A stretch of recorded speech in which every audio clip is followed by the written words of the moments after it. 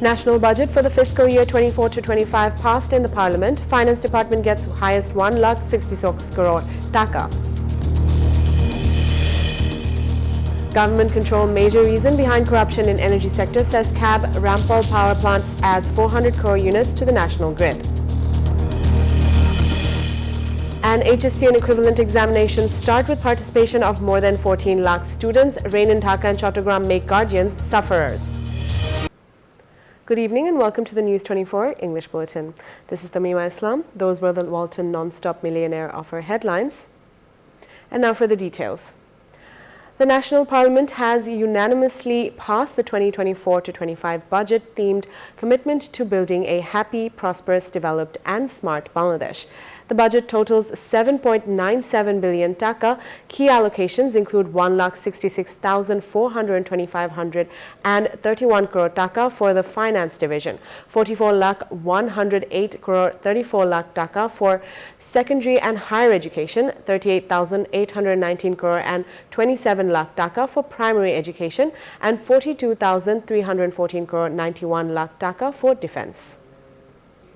Foreign Minister Hassan Mahmood stated that while the government has reduced foreign dependence in budget implementation, some foreign loans are still necessary.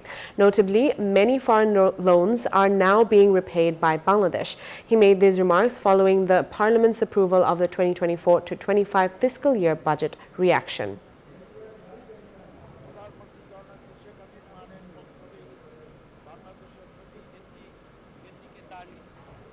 Energy experts and economists claimed that the government control over electricity and fuel prices has led to unjustified increases and corruption.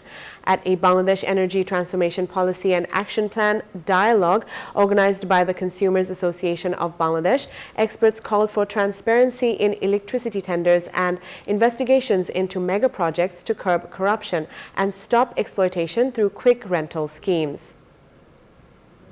তাদের মধ্যে ক্ষমতাবান এলিটগণ লাভবান হন বলেই তারা সরবরাহ করতে হবে সেই ব্যাপারে আমাদের জনগণ যেভাবে আন্দোলনে নামে এবং রুখে দাঁড়ায় জ্বালানি অধিকার মৌলিক Awami League General Secretary Ubaidul Qadir has said BNP is hatching politics with the illness of Begum Khaleda Zia and confusing the people of the country with regards to the physical condition of the leader.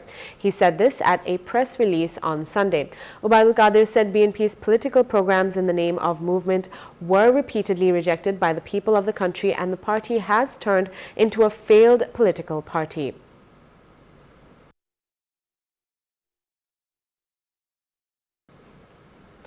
Rampal Thermal Power Plant has so far added 400 crore units of electricity to the national grid since the start of production.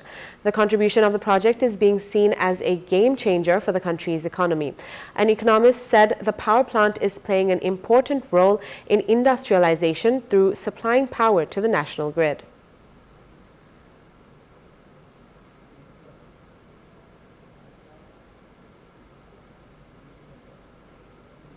State Minister for ICT Zunaid Ahmed Polok announced action on July 1st to address call drops.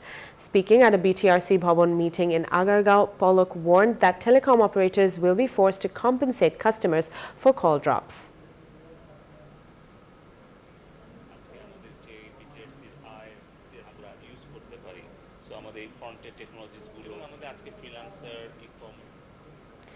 The HSC and equivalent examinations began today amid adverse weather, excluding Sylhet. A total of 13,68,373 students from 10 education boards sat for the Bengali first paper at 10 a.m. Nationwide, 14,50,790 students are taking the exams at 2,725 centers, including 7,50,281 boys and 7,509 girls. Sylhet exams were postponed due to flooding. The exam for the Sylhet board was stated on July 9th.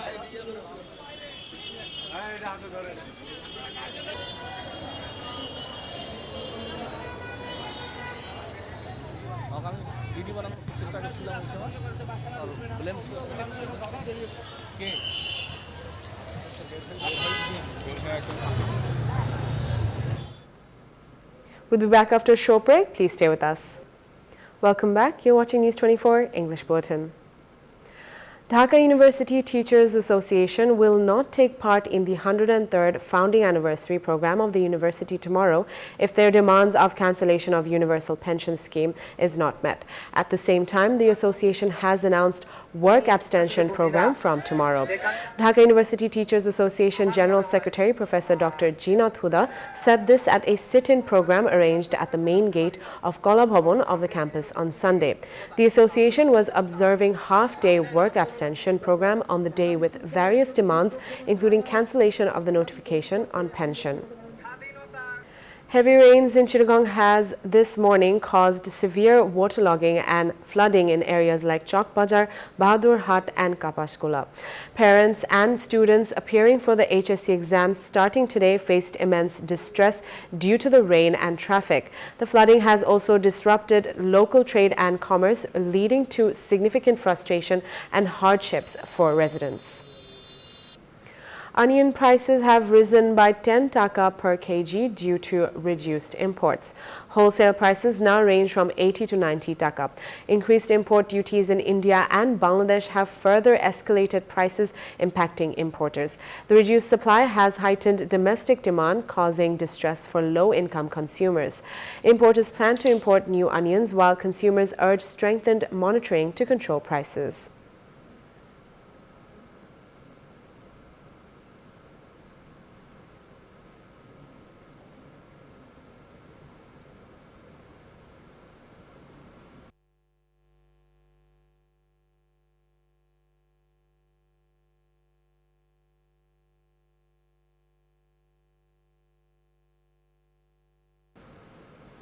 At least 5 persons, including an UP member, has been injured in an attack by juvenile gang in Kalihati of Tangail. The injured were identified as Abdul Latif, Abdul Khalek, Lavlu Mondol, Anis Mondol and Farooq. A panic has been created among the people as police did not file a case in the incident. Police, however, said people's representatives are now trying to resolve the issue. 4 of those injured have been taken to Tangail General Hospital and the other is being treated in Kalihati Upazila Health Complex.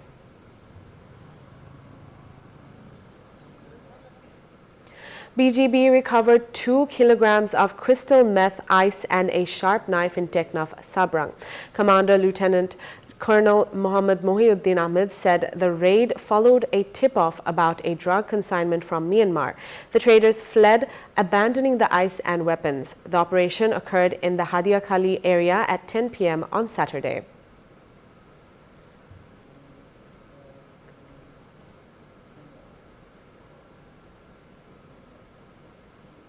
The price of eggs, which had been rising abnormally, has begun to fall, now selling at 46 to 50 per 4 pieces.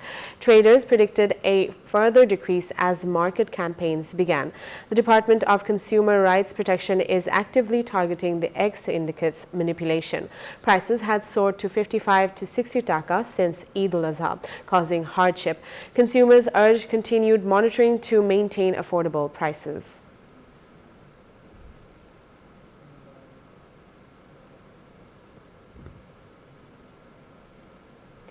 The snap presidential election in Iran is heading into a runoff next week after reformist-backed Masoud Pezeshkian and hardliner Saeed Jalili emerged at the top but failed to secure a majority in a vote with a record low turnout. Only 40% of more than 61 million eligible Iranians voted, the Ministry of Interior said on Saturday, a new low in presidential elections since the country's 1979 revolution. The final numbers from election headquarters at the ministry showed the moderate Pezeshkian received more than 10.41 million votes from a total of more than 24.5 million ballots counted, trailed by former nuclear negotiator Saeed Jalili with 9.47 million votes.